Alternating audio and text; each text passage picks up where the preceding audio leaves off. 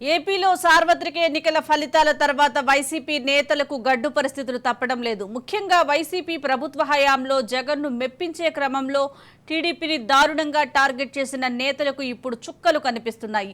ఇందులో భాగంగా ఇవాళ గుడివాడలోని వైసీపీ మాజీ మంత్రి కొడాలి నాని నివాసాన్ని కొందరు నేతలు టార్గెట్ చేశాయి. దీంతో అక్కడ ఉద్రిక్త పరిస్థితులు చోటు చేసుకున్నాయి.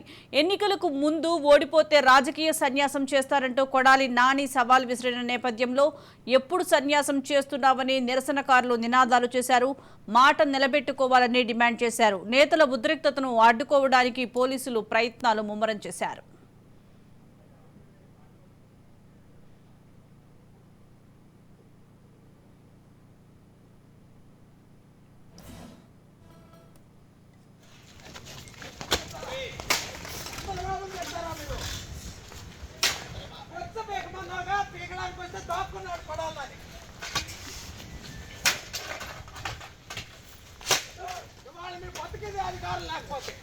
అధికారులు బతికింది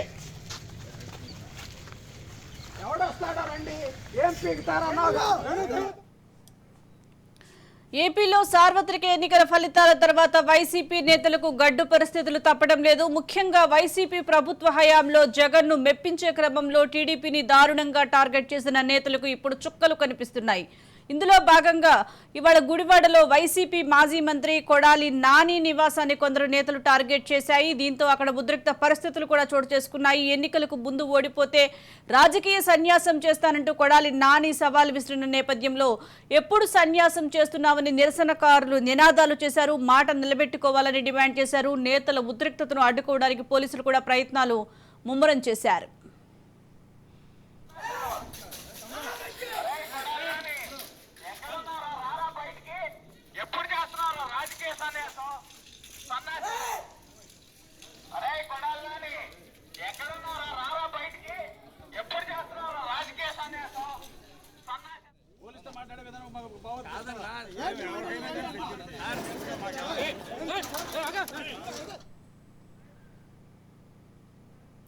దీనికి సంబంధించి మరింత సమాచారం మా ప్రతినిధి శ్రీనివాస్ అందిస్తారు. శ్రీనివాస్, చెప్పండి. గుడివాడలో కొడాలి నాని ఇంటి ముందు టీడీపీ శ్రేణులు నిరసన వ్యక్తం చేసినట్టుగా తెలుస్తోంది. మనం విజువల్స్ లో చూస్తున్నాం. అప్డేట్స్ ఏంటి?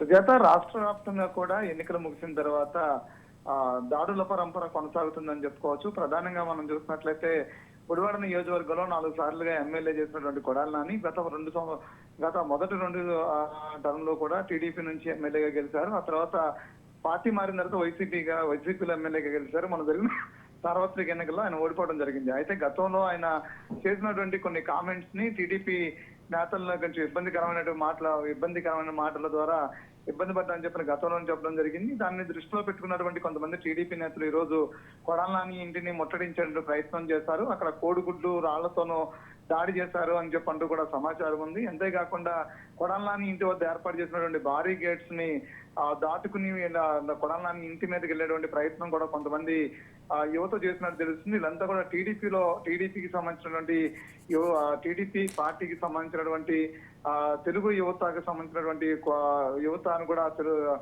తెలుస్తుంది. వీళ్ళందరూ కూడా పసుపు కండవాలతో పాటు అక్కడికి వెళ్ళడమే కాకుండా అక్కడ అడ్డుకున్నటువంటి పోలీసుల మీద కూడా జులుం ప్రదర్శించేటువంటి ప్రయత్నం చేశారు. అడ్డుకున్నటువంటి పోలీసులను కూడా